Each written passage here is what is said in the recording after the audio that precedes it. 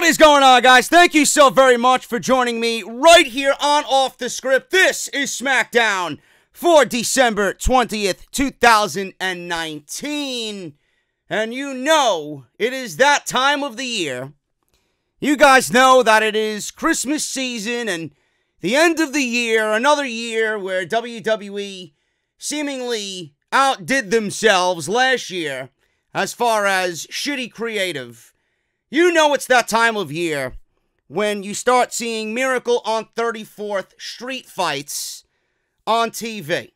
Christmas trees, presents, candy cane, kendo sticks, cookies, pies, ham. Whatever WWE conjures up for these lame, cheesy matchups, you know that it is Christmas time, and you know WWE is on autopilot mostly throughout the end of December, going on into the first week of January, and then by maybe the third week of January, we'll actually get some Royal Rumble build. That's WWE programming in a nutshell, going on into the end of the year and then turning over into the new year. This SmackDown episode from the Barclays Center, I feel bad for everybody that actually braced the New York cold. I feel bad for everybody that actually paid money to go see this horrific show tonight. I don't know why anybody would bring themselves out to Brooklyn in the middle of December and then willingly want to watch live SmackDown. Seriously. Like, have I taught you guys anything? Seriously, I know there's probably one person listening to me on their way home from the venue. Or if you were at the venue tonight, you're already home listening to the show. Why do you even bother? Why do you even bother going to these shows? Have I not taught you anything? Seriously. You guys know that these shows suck. What is the appeal to go to these shows? There's nothing of interest that's happening right now on these shows. You cannot even tell me, because I'm not going to believe anything that you guys are telling me. There's nothing that you could possibly say for me to believe that you actually enjoy these shows. Nothing on this show was of any importance whatsoever. At all. We got The Miz and we got Daniel Bryan. They're bantering back and forth as to who's going to be next for Bray Wyatt and the Universal Championship. Baron Corbett interjects. He wants a shot at the Universal Championship because he beat Roman Reigns. Illogical. Illogical. Then we got 3 women's matches tonight. We got a Miracle on 34th Street fight. And then we get the announcement of a triple threat match, which is some of the most predictable garbage I think WWE has done all year. What a way to close out the year with bad, predictable garbage. A triple threat match being advertised for next week's show that is predictable. Now, predictable isn't always good. Predictable isn't always bad. But this is bad predictable. I don't know why Baron Corbin needs to be involved in this now when the storyline really doesn't concern him. It's just a terrible way to end the show. Bad predictable, bad cliffhanger. Wasn't even a cliffhanger. As far as I know, it was just, okay, we got a triple threat match next week. Here you guys go. Get excited about that. And there's no way we can get excited about that because, like I said, Baron Corbin interjected himself into this thing at the start of the show. I don't care. I don't care. This is going to be more like a recap than an actual review. I don't even want to be here, to be honest with you. I had no emotion watching this show. I didn't give a single shit watching this show. I don't care. WWE has me at a point right now where I just want the year to be over. I want some new content. I want some fresh content. I want stuff that's going to really generate some interest. I want stuff that's really going to make me care about the next week's show. I want something of importance to talk about here. There's literally nothing of importance to talk about on this show. So we're going to go over SmackDown tonight. That's pretty much what happened. That's the basis of what happened tonight. We're going to do our best to go over it right here on the podcast. I am JD. This is Off the Script. Make sure you guys follow me on social media at JD from NY206. That's on Twitter and Instagram. Make sure to hit that subscribe button down below. Turn on that bell for all notifications. If you guys want to check out Off the Script earlier this afternoon, episode 305, part number 1 of our flagship podcast right here on the channel. Make sure you guys go and check that out. John Cena wants a substantial WrestleMania match. I give my opinion on how that could be substantial and what WWE should do to make that happen for John Cena, who his great opponents could possibly be looking at Tampa Bay and WrestleMania for John Cena. Edge possibly coming back to the WWE as a surprise entrant in the Royal Rumble.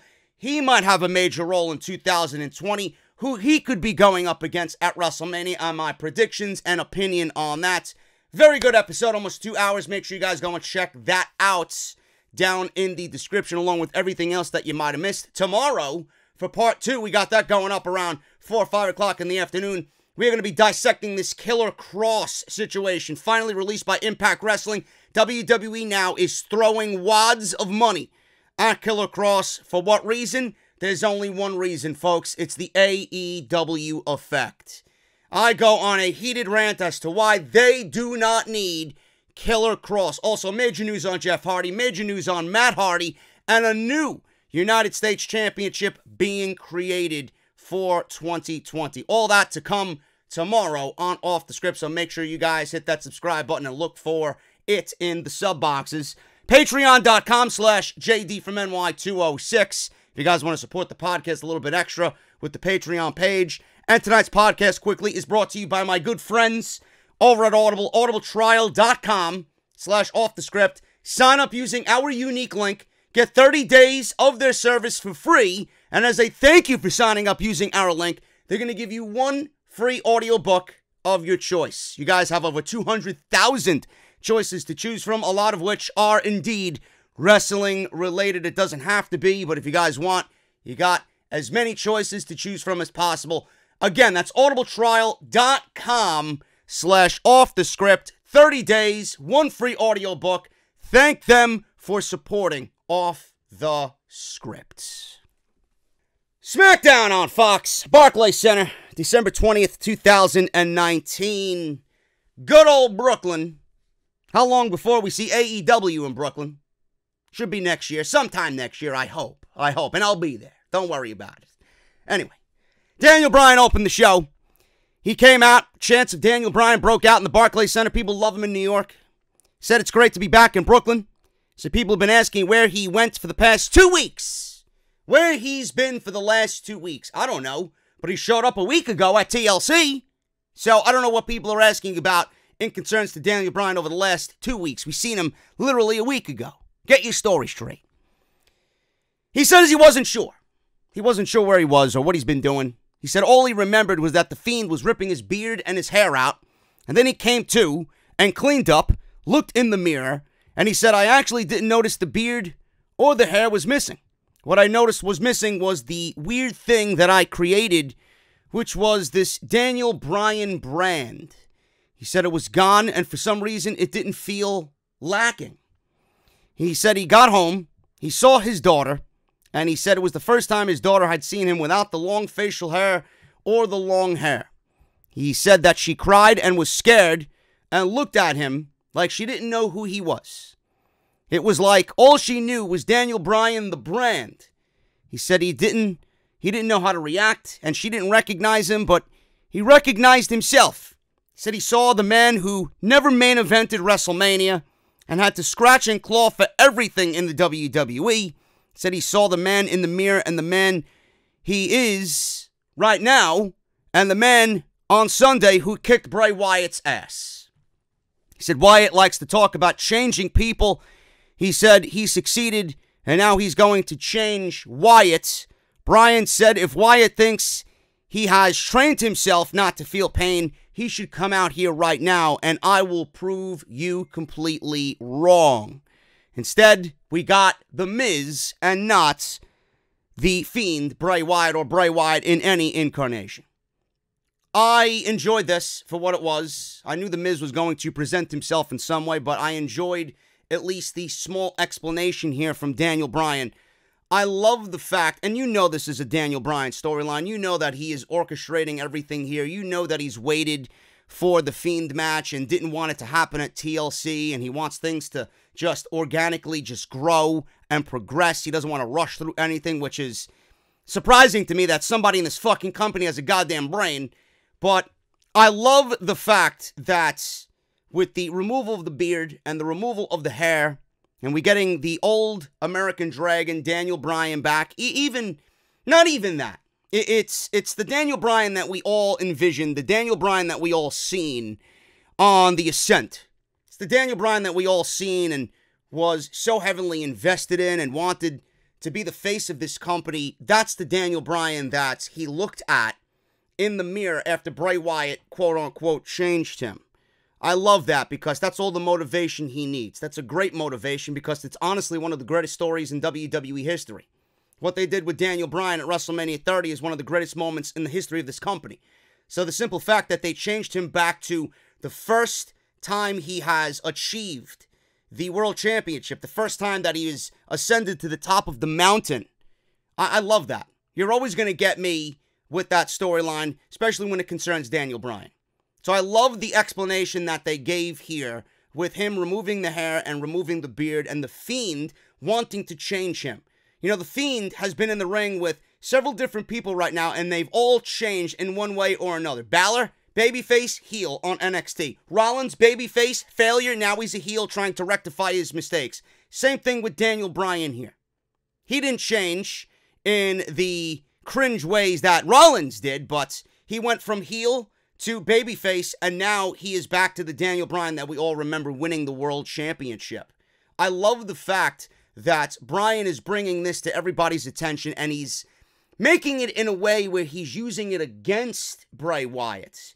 You know, they mentioned that Bray Wyatt has changed everybody, but in some way, Daniel Bryan is bringing this to everybody's attention as a way that he's going to use this against Bray Wyatt because nobody was able to stop him. Daniel Bryan was an unstoppable force during the height of the Yes Movement. This is the old Daniel Bryan that you've changed me into, and now you're in fucking trouble.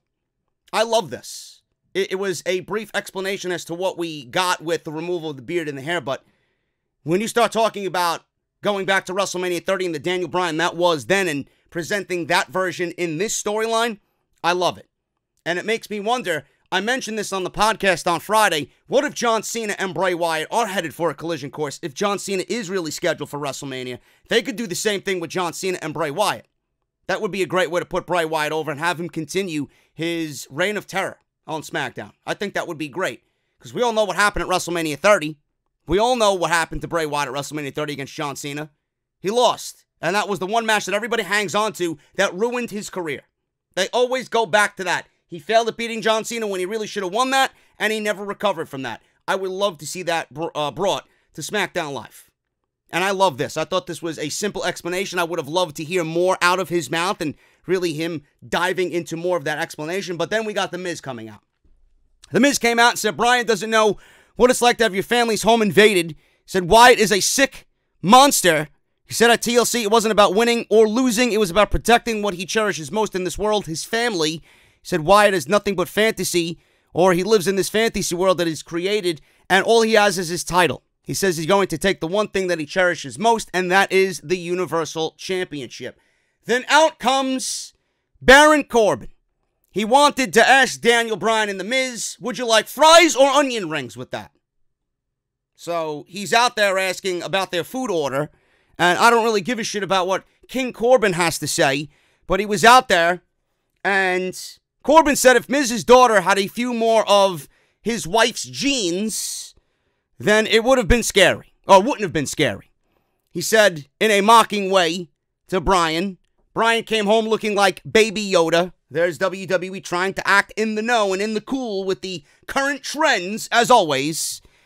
He then made phony, half-hearted noises, and Corbin said that Daniel Bryan and the Daniel Bryan brand is a failure. Whereas he beat Kurt Angle in his retirement at WrestleMania, he bragged about becoming King of the Ring, as if that really amounted to anything. And then, obviously, he beat Roman Reigns at TLC. So, we see a video package that had Greg Hamilton announce him as the winner of the match at TLC with Roman Reigns. And we heard it not once, not twice, but 3 times. And we seen still pictures of him raising his hands as Greg Hamilton made the announcement that he beat Roman Reigns. Said he doesn't care what personal issues they have with the Fiend. Wyatt has something he wants, and that's the Universal title. He said that because he beat Reigns, he should be the next in line and not Bryan or The Miz. He said not only have those two failed as WWE superstars, but, and I don't really get this line, I guess they're just playing up the fact that he's a dick and he's a heel. Not only have they failed as WWE superstars, but they failed as fathers. He laughed. So, obviously, that was it. And we got Corbin and Ziggler interfering in this thing. So, Miz and Bryan were looking at each other. They were about to attack Baron Corbin. And then Ziggler attacked Bryan and Miz from behind. Corbin gave Bryan the end of days. Corbin put his crown back on, and that was it. They stood tall in the end of that segment after a beatdown on Bryan and The Miz. Okay, so Baron Corbin beat Roman Reigns. It's great. It's great. I guess that now constitutes as a World Championship opportunity.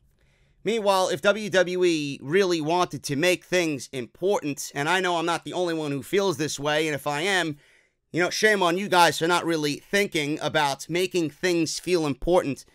You know, Baron Corbin won the King of the Ring. What did he get by winning the King of the Ring? He got absolutely nothing. It's nothing more than an accolade and an asterisk on his fucking resume. He didn't really get anything out of it. He looks like the fucking mascot for a burger joint. Give me a break. If Baron Corbin wanted to come out there and lobby for a World Championship match, what the fuck does Roman Reigns and beating Roman Reigns have to do with anything? Roman Reigns hasn't really done anything on SmackDown Live to a point where if you beat him, then you automatically get a title shot. It's not how it works. If you really wanted to make something feel important, then why not have Baron Corbin go out there and say, I won the King of the Ring. I am the king of the WWE. I deserve a Universal Championship match based off of that. I beat 4 men in one single elimination tournament. I deserve the opportunity. Neither one of you have done nothing. Is it that simple? I think so. I mean, it's not that difficult at all to have him go out there and say that. Not only do you make him look credible by saying that, but you make the entire fucking tournament look credible as well. But here I am, complaining about something that WWE clearly has no fucking vested interest in, and I look like a dummy, because I'm the only one harping on this. But, oh well. Oh well. I guess I'm far too intelligent for other people to talk about pro wrestling with. That's what I would have did. The Miz mentioned that this has nothing to do with the Universal Championship. Now he wants to come out here and say it's about protecting his family, and he's going to take the one thing away from Bray Wyatt that is most important to him, the Universal Championship. Meanwhile, he has done nothing for the Universal Championship. In fact, he went one-on-one with Bray Wyatt and lost clean. Now he wants a Universal Championship match. Now he's being placed in a triple threat match to find a #1 contender for the Universal title. Baron Corbin's there because he beat Roman Reigns, and Daniel Bryan is there because he is the star of this entire storyline. He's the only one that deserves to be there. And even him, if you really want to go and dissect it, even Daniel Bryan doesn't even deserve a Universal Championship match because he, on top of everybody else, is also a loser. But this is what WWE is going with. Whatever the case may be, that's where we're headed going into the Royal Rumble. So we got Kathy Kelly on screen with Heavy Machinery. They were dressed as Santa. Santa with jean vests on. His Heavy Machinery. Otis says he loves giving out gifts, especially ham. A mouthful of joy is what he describes it as. Tucker and Otis, they are there and they're going against the Revival in a 34th or Miracle on 34th Street fight. Mandy Rose walks in and she presented Otis with a new ham. And she wished him a Merry Christmas and then kissed him on the cheek. So there you go. It's all the inspiration you need to go out there and kick some ass. So they go out there and they have this 2-on-2 match. No rules. Texas Tornado style match with the Revival. This one went 12 minutes. I want to say this was fun. This was mindless entertainment. I always love Heavy Machinery. I think they're great. I'm a big fan of the Revival. I didn't really care for this. You know, I asked for tag team wrestling and I asked for care in the tag team division. I want to see new matchups that are not consisting of the New Day. And this is what we get. Typical WWE every single year. They got to do a Miracle on 34th Street fight. Candy cane kendo sticks. Presents being thrown at each other. You got trees in the ring. You had a bowling ball spot. Cookies, which I'm assuming were baked in Titus Bakery. I'm assuming. They look pretty decent. Now, I don't think they're better than the homemade Italian deli that I go to, but Titus is getting up there in the bakery department. So we had cookies out there. They were thrown about and they were shoved down Tucker's mouth and Otis's mouth. We had a table spot. Otis was powerbombed through the table. There was one spot in this thing where Dash Wilder was on the stage and he took a present. This present seemed heavy or heavier than the other presents that they were throwing about. So he opens the box and inside the box is a bowling ball. Down the ramp, he's at the top of the ramp, by the way. Down the ramp, at the bottom of the ramp, we got Scott Dawson holding Tucker Knight and his legs open. And his balls are used as, I guess, the bowling pins in this situation. Dash Wilder takes the bowling ball. He winds up and bowls. He fucking launches this thing down the aisleway, down the ramp. And he's aiming for, I hope he wasn't aiming for Tucker's balls, because if that was the case and at the velocity that he threw it, I don't think Tucker would be celebrating Christmas the way he'd like. I swear to God. But instead, he threw such a wild bowling ball, fucking sequence here, that it looked like it hit his hand. It looked like it hit his knee. The referee went immediately over to ask him if he was okay. This looked A, ridiculous, and B, completely unsafe. I don't know who the fuck okayed that segment, but that was a disaster waiting to happen, and they're lucky that they averted disaster on that bowling ball spot. So at the end of this thing, Dawson and Wilder, they picked up Tucker Knight, and they're taking care of him. Otis finally makes his way back into the match after the powerbomb spot through the table and the cookies. So Otis picked him up and picked up Wilder together, and he slammed both of them down. He dropped backwards and then stood up and yanked his shirt off.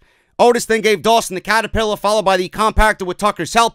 All I can say is Heavy Machinery pulls out the Miracle on 34th Street, and that was it. And then after the match, the ham, which Mandy Rose gave him, was destroyed in the process. Of course it was. So Tucker picked up the ham, and then Otis was licking the ham, and he was kissing the ham and caressing the ham. They made a big deal about this ham, that the fucking ham was the spotlight or the star of the match. The ham was more of a star than both the Revival and Heavy Machinery. And they're making the ham a big focus of Heavy Machinery instead of just letting it be. Subtly just throw Otis out there with a fucking ham. Stakes and weights. That's what they're about. That's what their gimmick was in NXT. Stakes and weights. Now you're just throwing the fucking ham thing out there for the last 2 weeks, and you're really making a overabundance of references about the fucking ham. Just let Otis do what he's got to do with the fucking ham and let us laugh and enjoy his charisma and his brand of humor. The more you mention it, the less funny it's going to be. But what the fuck do I know? What do I know? Heavy Machinery wins in a garbage match. Mindless entertainment. Not exactly what I wanted of the tag team division, but it's fucking Christmas. What do you expect? So, backstage, Otis was carrying the ham. Sonya Deville and Mandy Rose were chit-chatting. Sonya Deville walked away. Mandy Rose then was standing there, and Otis apologized to Mandy one-on-one, and he apologized for bringing the ham to ringside. Mandy gave him a hug. Otis was very turned on in this moment, and he smiled. Then she backed away after the hug, and her dress was soaked in his chest sweat. And she looked at herself, and she felt disgusted and nasty, and he gave, this look as to, I'm sorry, and she gave him a disgusted look back. So he was sad. After the kiss and after the hug, he was like the fucking happiest guy in the world. He got his fucking ham. Guy's living on cloud 9. And then Mandy Rose gives him a nasty look because she is covered in his chest sweat. I don't know. I was more interested in the Mandy and Otis interactions than I was the fucking match. So more on that, please. So we got the Revival still in the ring. I guess they are trying to get into the Christmas spirit at this point because being in the WWE is killing all their spirit in general. So we got Dawson on the microphone, and he's telling everybody to look at the garbage around the ringside area. The fans are trash, but he's talking about the garbage around the ringside area. Dash said their lives and careers have become jokes at their expense. What happened to good old-fashioned tag team wrestling? He asked Dawson. Dawson said, now we're in the glitzy and glamour of world, or the glitzy and glamour world of sports entertainment. So Elias comes out, came out strumming his guitar on stage. This is the Elias segment, or the Elias appearance for the evening. He said he wanted to sing them a song for Christmas. He said it'd be best if they went away and then died 1,000 deaths. They are always coming up short. He made his grandma watch a match of theirs, and now she's on life support. You want to be top guys, you want to be front and center, you're going to have to make a big change, kind of like Caitlyn Jenner. That was the song. Those were the lyrics to the song. And then I took to social media and I said, whoever wrote this song for Elias, whoever wrote the lyrics to this song for Elias tonight, which is nothing more than a wrestling promo covered up in music, whoever wrote this promo for Elias obviously feels that way about the Revival. And it's fucking disgusting. It really is a sad state of affairs for the Revival. That's how the WWE legitimately feels about the Revival. Listen to that again. They say that they want to be the best, but they always die 1,000 deaths, and they're always coming up short. He made his grandma watch a match of theirs, and now she's on life support, meaning they kill every fucking crowd that they are performing in front of, that they're boring. You want to be top guys, you want to be front and center, you're going to have to make a big change like Caitlyn Jenner. That's a fucking direct insult to the Revival. Whoever is in charge there clearly has no interest in anything these two guys are doing. In fact, when they took the microphone, I would have loved to have them announce that they're going to AEW, that they're not re-signing contracts. I would have loved if they broke the script. Certainly appeared that way, that they were going to take the microphones and announce that they're going to All Elite Wrestling. I would have loved to have that happen instead of what we got here. They're just out there being berated by fucking Elias and everybody in the back, and everybody in the back is showing them exactly how they feel about them. It's disgusting. It really is disgusting. They are the joke of WWE at this point, and all because they have not re-signed contracts for the company. Really, really sad state of affairs for the Revival. Backstage, Sami Zayn walked up to Braun Strowman. Sami said he is the Secret Santa for Braun Strowman, and Braun, he wanted to know what to get him for Christmas. Braun says he finds this comical since for the past month, all he's done is bash the holidays and tried to ruin Christmas. Sami said he had issues with consumerism and the evils of animal agriculture and the industry. Braun stood up and he began to, get annoyed at Sami Zayn because he thought Sami Zayn was talking bullshit. So in walks Cesaro and Shinsegae. Sami said he was just telling him that I got Braun for Secret Santa. It's no problem here. I just want to know what to get him for Secret Santa. Cesaro asked if he told him about the mitts he bought him. Braun asked if he understands the secret part of Secret Santa. Braun then told Sami, listen, if you want to get me something for Christmas, if you want to get me something for Secret Santa, why don't you get me a shot at the Intercontinental Championship and Shinsuke Nakamura? Is that how we're giving championship matches out now? It's amazing. It's like WWE always one-ups themselves on how to give away free championship matches with pretty much the challenger basically doing nothing. Now we're at the point where we're gifting championship matches via Secret Santa. I mean, is this for real? You're gifting a Intercontinental Championship, which is the second biggest title in the company outside of the two main championships. And you're giving championship matches away via a fucking Secret Santa gimmick. I mean, how low do you have to feel about the Intercontinental title to fucking book that creative decision? How valuable is the Intercontinental title that it's Secret Santa worthy? I could go out and buy a $5 Secret Santa. That's the Intercontinental Championship. That's what they're telling me. I found this to be absolutely ridiculous. So he wants Nakamura. Sami said that's an idea. Nakamura didn't seem too happy about this idea. Sami then said, listen, we got a big tag team match later. I'll go talk to the big man. I'll go talk to Santa Claus. We got to go back to the North Pole. I'll see you guys later. So that's that. Carmella and Sonya Deville, 2 minutes. Carmella wins. She got fireworks, folks. She got fireworks because she's the hometown girl. And I thought that was actually going to cost her the match and Sonya Deville was going to win. But WWE gave her fireworks and she won in her hometown. The New York girl wins. There you go. Usually it's the other way around. Carmella wins with the Code of Silence, and that was pretty much that. Very forgettable. Who gives a shit? Sonya Deville, by the way, I gotta say something about Sonya Deville. A little positive on Sonya Deville. She looked very good in the 2 minutes that she was here. I'd like to see more intensity like that from Sonya Deville.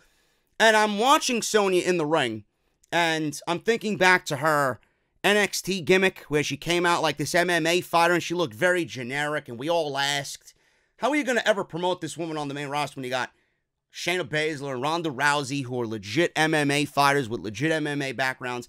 Sonya Deville's got an MMA background, but she's nowhere in the league, compared to Ronda Rousey and Shayna Baszler. But I love the look of Sonya Deville. I really do. I appreciate the subtle changes to the Sonya Deville character. I love what they have done to portray her. They moved away from that, and I can really get behind Sonya Deville. I'd like to see more of that intensity that we've seen tonight. You can't really gauge anything from 2 minutes. This was a garbage match. Nothing really amounted from this at all. Carmella only got the victory here because they were in Brooklyn and she's from Staten Island. But I want to see more Sonya Deville. I really do. And I appreciate the subtle changes, moving away from that generic gimmick to make her her own person. And she looked good. So I want to see more of that. Carmella was celebrating. Out came the New Day. She started dancing with the New Day. They were doing an imaginary jump rope, and she was jump roping with the New Day. They were out because we got a tag team match with the New Day, Big E and Kofi versus Cesaro and Shinsegae Nakamura. Commercial break. We see a Sheamus soundbite in front of the red lighting, by the way. Again, not sure if Sheamus is coming back or he's going to be part of the Firefly Funhouse, but he's in front of that red lighting again. He said it's good for the soul that all things change. It's good for the soul when Monday Night Raw and SmackDown Live changes. He said when he left SmackDown, it did change, but not for the good. Boy, oh boy, is he fucking shooting from the hip. He said when he left, the soul went with him, and all that was left were the cowards and crybabies, the meek and the misbegotten. He said, this once great house of warriors, this temple of titans has become sad and soft and small. He stepped forward and his face lit up, and he said, all these things must change, and it will again, because the Celtic warrior is back ready to do battle for the soul of SmackDown Live. There you go. New Day versus Cesaro and Shinsuke Nakamura. This match was decent. I asked myself, why should I invest my time or care into this match when the winners of this match more than likely will be the New Day, because I can't see the tag team champions losing on TV. And what does this match mean? All it is 4 guys in a match just to fill 12 minutes of TV time. That's pretty much it. So Big E reached for the tag. Nakamura at the end of this thing yanked him off the apron. Cesaro rolled Kofi up from behind. Kofi kicked out. Cesaro gave him the Cesaro swing and a double stomp for a near fall.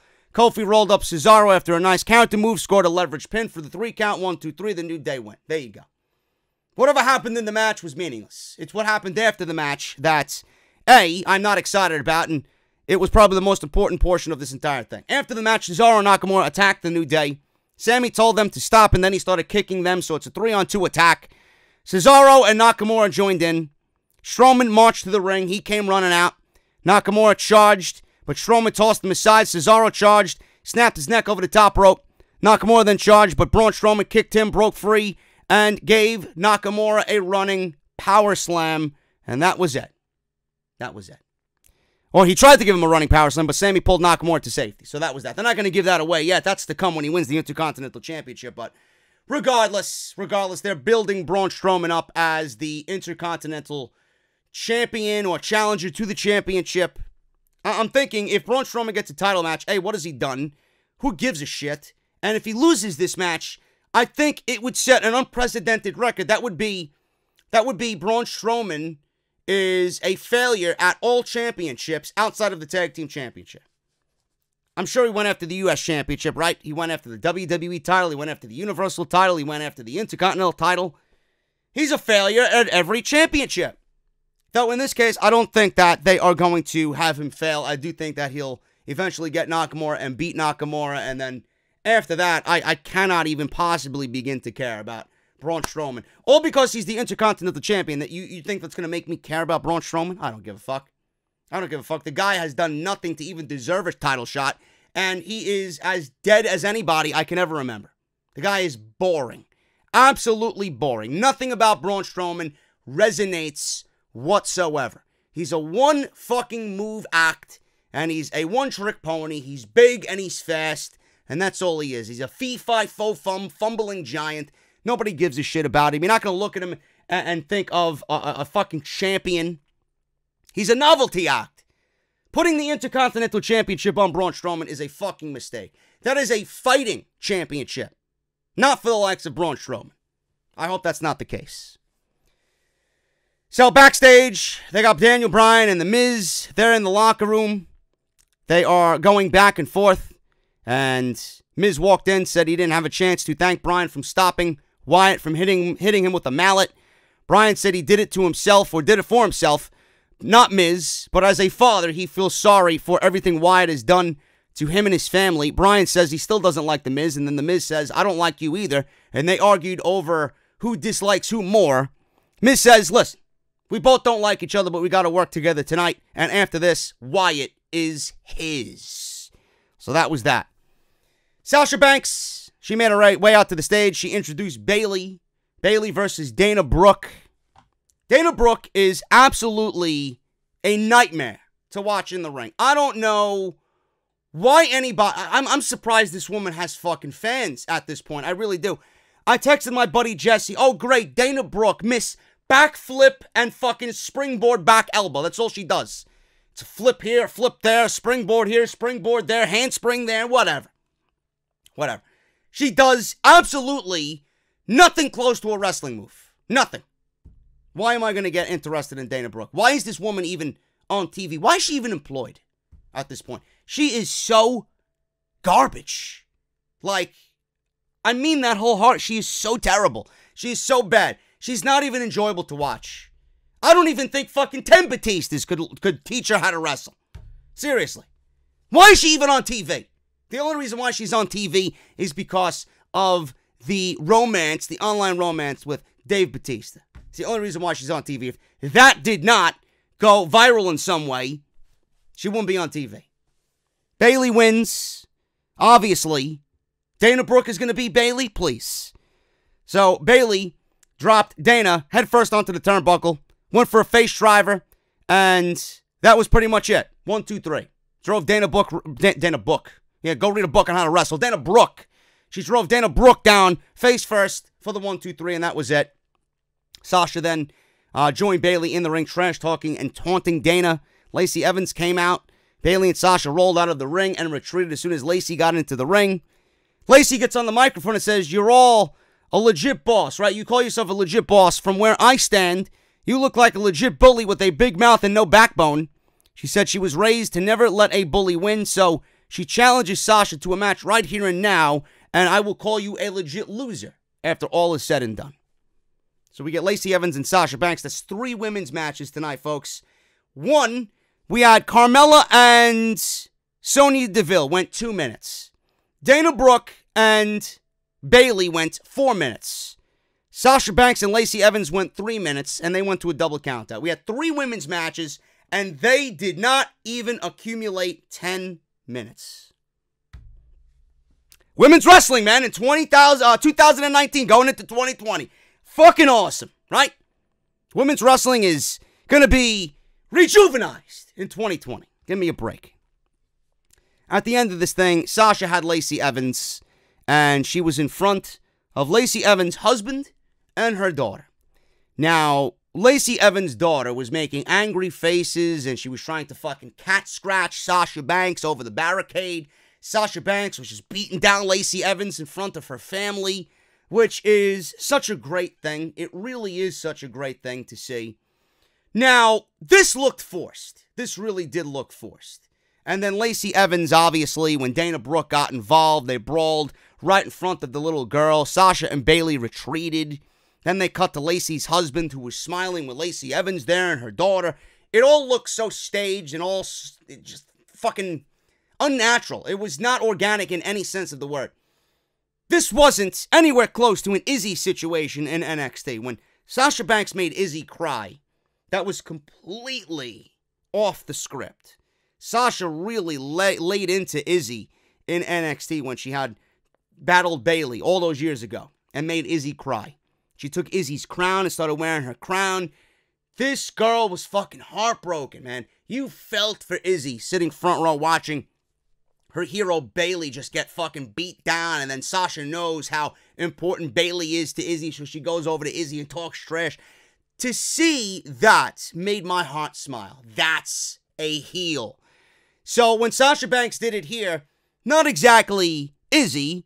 Lacey Evans' daughter was not exactly Izzy, but when Sasha makes kids angry, when Sasha makes kids scream, when Sasha, if we're lucky, makes kids cry, it warms my soul. It really does. That woman is fucking awesome. I love it. We need to see more of that. That's the Sasha Banks we need to see. We don't see enough of that. I want to see more. But this looked horribly forced, and I am not interested in Lacey Evans at all as a babyface. I just sense this is going to become cringe. Going into 2020, I can't even bear to think about Lacey Evans and the fucking woman that she is, and the Marine, and all the fucking background she has, and that she's a woman. Please, I'm thinking about it right now. I can't even stand thinking about it at this moment. I can't stand talking about it. Let me quit while I'm ahead. Awful. Double count out 3 minutes. I mean, nobody gives a shit here. Women's wrestling needs a rejuvenation in WWE, both on Raw and on SmackDown. I can't stand these matches going 2 minutes, 3 minutes, 2 minutes, 4 minutes. Dana Brooke, Carmella. Give me a break. This women's division was showcased all in one night. You literally seen the entire division for SmackDown Live. That's your entire division. If you think that's a division, if you think that's a division that's going to carry this show for the remainder of the year going into the next draft, if there is one, you're a fool. Something needs to change. People need to be added. The divisions need to be joined together. Something. I don't know. Something. Women's wrestling needs some sort of boost on this show. Ember Moon's not coming back anytime soon. Ruby Riott and Nia Jax, I reported tomorrow, should be back. Nobody gives a shit about Nia Jax. The fact that she's coming back is actually going to make the division worse. You got Liv Morgan. You got Sarah Logan you're not using. Naomi hopefully is coming back. They got talent. They just have done nothing with them. And it's at a point now where they're on TV, just like Dana Brooke, no reaction. Carmella, no reaction.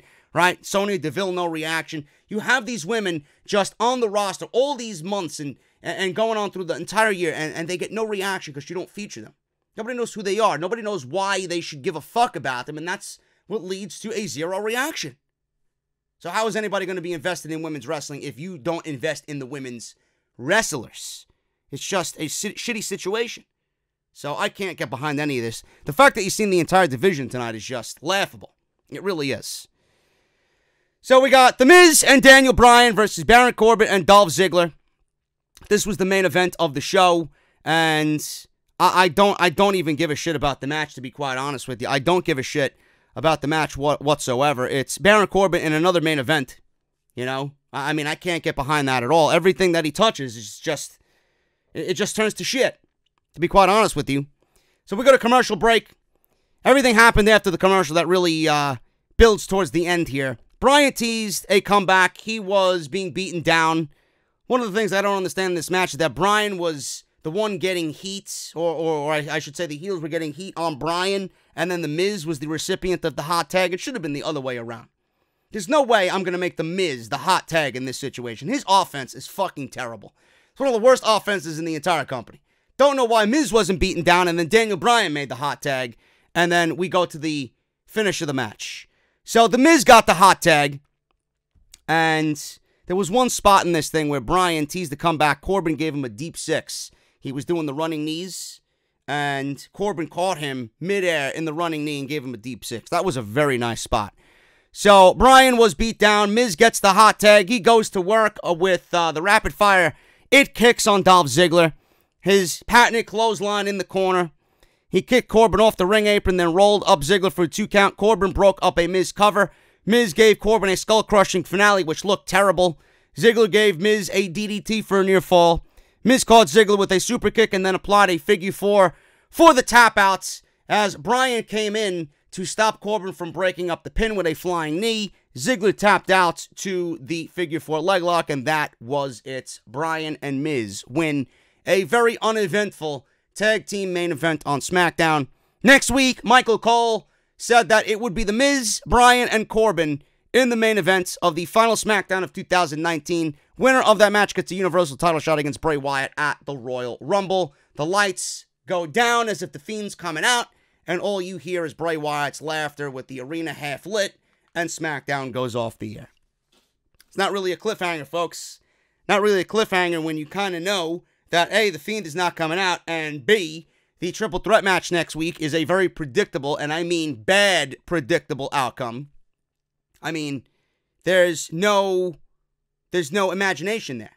Like, Bryan is not losing that match. You're not going to see Corbin versus The Fiend. You're not going to see The Miz versus The Fiend at the Royal Rumble. It's going to be Daniel Bryan versus Bray Wyatt, The Fiend, at the Royal Rumble. So we're getting a match that is overly predictable, and normally I say predictable isn't always bad if it makes sense. This doesn't make sense. But I guess they have to find a new number one contender match because they needed something to build next week's nothing show around. Miz wants a match because he wants to take the Universal Championship away from Bray Wyatt. Being that he infiltrated his family's home, he wants to take the one thing away from Wyatt that's most important to him, and that's the title. Baron Corbin is going on and on that he beat Roman Reigns, so he deserves a championship match. And Daniel Bryan, he just wants revenge. He just wants revenge for Bray Wyatt cutting his hair. He wants to change Bray Wyatt, being that Bray Wyatt changed Daniel Bryan. We got three combustible elements here. They all have their own reasons as to why they want what they want, but we don't care about The Miz. The Miz and his portion of the story has already been told. Now he is just lingering on, and he's just a third wheel. Baron Corbin, he's a fourth wheel that literally came out of nowhere, and nobody gives a shit about. Nobody gives a fuck about Baron Corbin. Nobody is clamoring for Baron Corbin and The Fiend, or Baron Corbin winning the Universal Championship. Just go away already. We all want to see Daniel Bryan. That's all we want to see. And that's what we're going to get. If it's anything else but Daniel Bryan, I don't know what the fuck they're doing. I mean, you could lobby for a triple threat match. I even slightly predicted tonight to a couple of people I was talking to during the show that we might get a triple threat match with Bryan and The Miz, and that's what I thought we were getting, honestly. But it looks like we're getting one-on-one at the Rumble, and one-on-one is going to be Daniel Bryan. But I did love, the best thing about the show for me was the open with Daniel Bryan and his explanation as to why he looked himself in the mirror and he is happy with the change that Daniel Bryan, or that the Fiend, rather, brought upon him. Because he looked at the old Daniel Bryan when he looked at himself in the mirror. And he's going to use that as a way to combat the Fiend and overcome like he overcame at WrestleMania 30 to win the WWE Championship and be on top of the mountain. I love that. I love that. That was the highlight of the show for me. Otherwise, this was the Christmas episode of SmackDown, and it was fucking lame. Nothing important. Barely anything built. They got 6 weeks till the Royal Rumble. Don't expect anything tonight. Don't expect anything next week. Don't even expect anything on January, whatever, the first show of the year. The first Friday of the new year. Don't expect anything then. WWE, if you've been watching TV for the last couple of years, they don't really do anything. They don't really do much of anything. They might build Bryan and Wyatt. They might build another one match on Monday Night Raw that is of great importance over there, but they don't really do anything for the Royal Rumble build because the Royal Rumble sells itself, and that's the mentality that they've kind of, just eased into every single year. They don't really do anything. They don't really do anything as far as build because the Royal Rumble builds itself. You're all watching for the Royal Rumble match, and you would think that they would put on a good Rumble match and put some resources into it, being that it usually is a disappointment every single year. If they don't put any effort into building the fucking undercard, where's all that effort going? I don't know. So normally WWE doesn't start building for the Royal Rumble until, the third week of January. So that's what probably will happen again this year, but this show sucked. It did nothing for me at all.